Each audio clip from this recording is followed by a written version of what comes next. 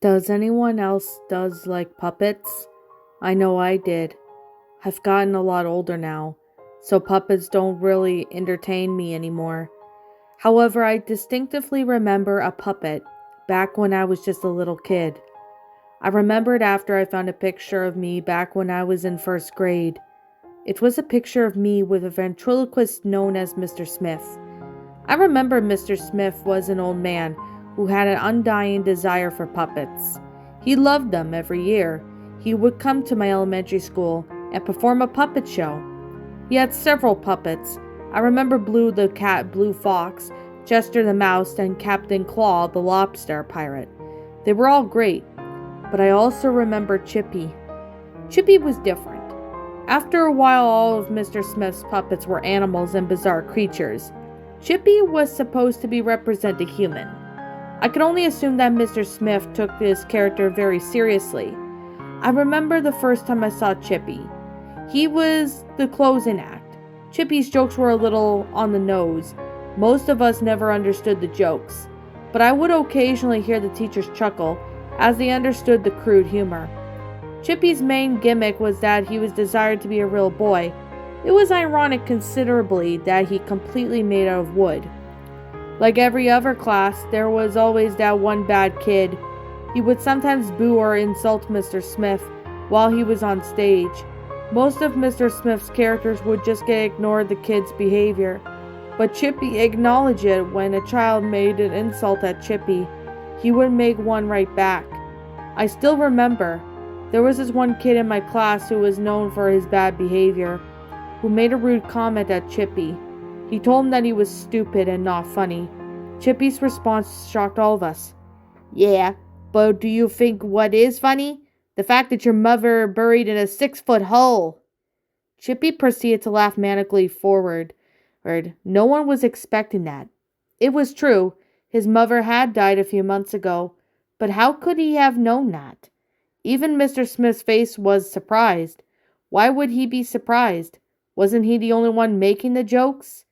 Each year something seemed off about Chippy. He looked more and more realistic, than Mr. Smith's appearance also changed. He looked sickly and pale. It looked like he hadn't slept in weeks. The last time I saw Mr. Smith was at his final show. At that point I was in 5th grade. Therefore I assumed those 4 years leading up to now had been not kind. The show didn't seem bright and pep as his previous shows. Mr. Smith, Blue, Chester, and Captain Claw didn't sound happy. They sounded scared. Their jokes were funny, but they didn't make us feel comfortable. We would hear the quivering in their voices. However, Chippy sounded happy as ever. He seemed so bright. His jokes were the worst that they ever had been. His jokes were offensive, ugly, and morbid at this point. Some of the other students had started crying because they felt so unsettled and disturbed.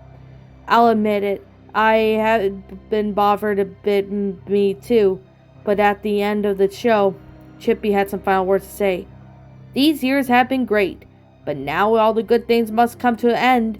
Eat your veggies, kids. You need it to be big and strong for when your souls are cast into hell."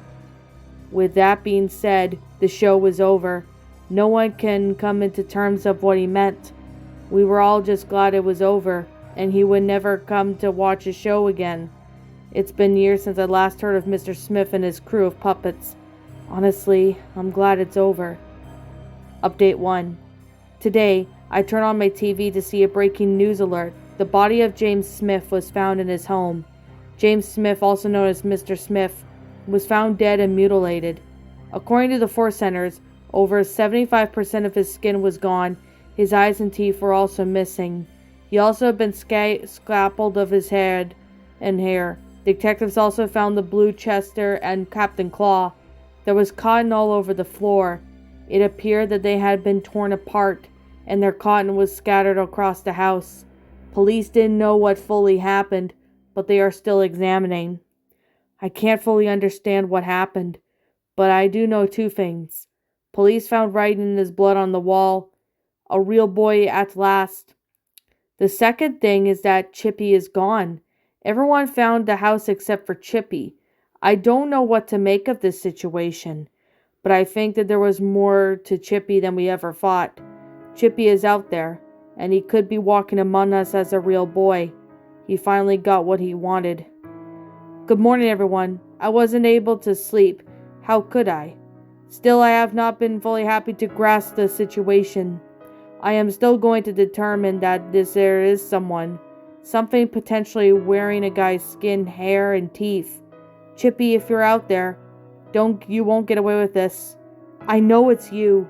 I know you're out there. I don't know if this is real or some kind of sick joke.